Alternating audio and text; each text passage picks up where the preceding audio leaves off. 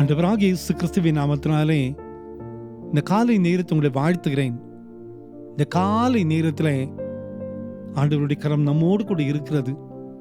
இன்னைக்கு பரிசுத்த நாள், கோயிலுக்கு போக நீங்கள் எல்லாம் ஆயத்தப்பட்டிருப்பீங்கன்னு நம்புகிறேன். அவரை தேடி போகும்போது அவர் நமக்கென்று வைத்திருக்கிற ஆசீர்வாதத்தை நாம் பெற்றுக்கொள்ள முடியும். ஆண்டவர் சொல்லுகிற ஒரு அருமையான வார்த்தை எசாயா 45:14 ஒளிப்பிடத்தில் இருக்கிற புதையல்களை உனக்கு தருவேன் என்று ஆண்டவர் சொல்லுகிறார். I will give you hidden riches of secret places. ஒளிப்பிடத்தில் இருக்கிற பொக்கிஷங்களை உனக்கு நான் தருவேன். எத்தனை நம்பிக்கையான வார்த்தை பாருங்க.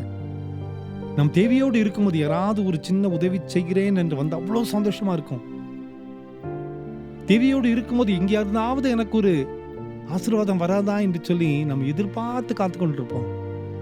ஆண்டவர் சொல்லுகிறார், ஒளிப்பிடத்தில் இருக்கிற புதையல்களை உனக்கென்று பொக்கிஷமாக தரப்போகிறேன். இது ஆண்டவரால் மட்டும்தான் முடியும். அவர் மட்டும்தான் தர முடியும். ஏன்னா அவருடைய கரங்களில் தான் பொக்கிஷங்கள் உண்டு. அவரை தேடி அவருக்கென்று காத்திருக்கிற பிள்ளைகளுக்கு ஆண்டவர் வைத்திருக்கிற பொக்கிஷங்கள் மிகப்பெரியது. அன்பான குடும்பத்தின் மக்களே, ஒளிப்பிடத்தில் வைக்கப்பட்டிருக்கிற பொக்கிஷத்தை உனக்கென்று எடுத்து நான் தருவேன். ஆண்டவர் வைத்த திட்டங்கள் மிகப்பெரியது. தாவீதுடைய வாழ்க்கையில அவன் ராஜாவாவேன் என்று கொஞ்சம் கூட நினைக்கல. சவுலுடைய வாழ்க்கையில் அவன் ராஜாவாவேன்னு சொல்லி கொஞ்சம் கூட நினைக்கல. யோசேப்பு எகிப்து தேசத்துக்கு அதிபதியாவேன்னு சொல்லி கொஞ்சம் கூட நினைக்கல.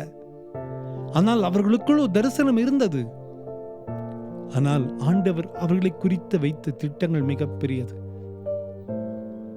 இதுதான் ஆண்டவர் நமக்கு தருகிற மிகப்பெரிய ஆசீர்வாதங்கள்.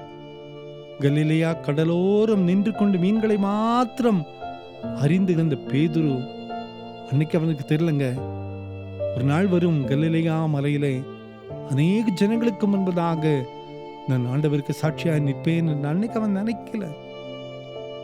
ஆனால் ஆண்டவர் அவனை குறித்து வைத்து ஒரு மிகப்பெரிய பொக்கிஷம்.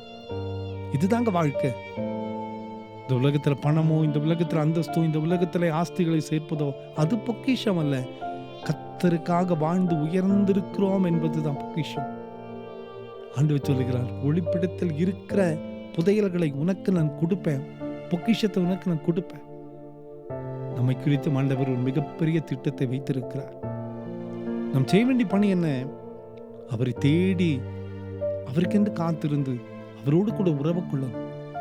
நீ ஆலயத்தை நோக்கி செல்லுவோம். ஆண்டவரே, எனக்கென்று வைக்கப்பட்டிருக்கிற பொக்கிஷங்கள் என்ன ஆண்டவரே? புதையல்கள் என்ன ஆண்டவரே? எனக்கென்று மறைத்து வைத்திருக்கிற ஆசீர்வாதங்கள் என்ன ஆண்டவரே? எனக்கு தாரும் என்று சொல்லி கதறுவோம், ஜெபிப்போம். நிச்சயமாய் நம்மை குறித்து ஆண்டவர் வைத்திருக்கிற திட்டங்கள் மிகப்பெரியது. அதை சுதந்திரித்துக் கொள்ளக்கூடிய நாள் மிக சீக்கிரமாய் வரப்போகிறது. கவலைப்படாதிருங்கள். அந்த பொக்கிஷத்தை நாம் பெற்றுக்கொள்ள ஆண்டவரை தேடி செல்லுவோம்.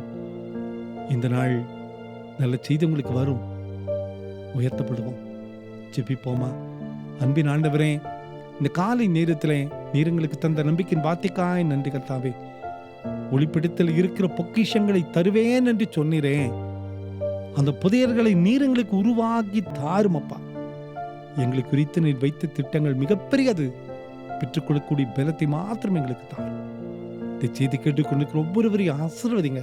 இந்த நாளின் ஆராதனைகளை ஆசீர்வதிங்க. உங்களுடைய மகிமை கொள்ளட்டும். இயேசுவின் மூலம் ஜெபங்களும் எங்கள் நல்ல பிதாவே. ஆமென், ஆமென், ஆமென்.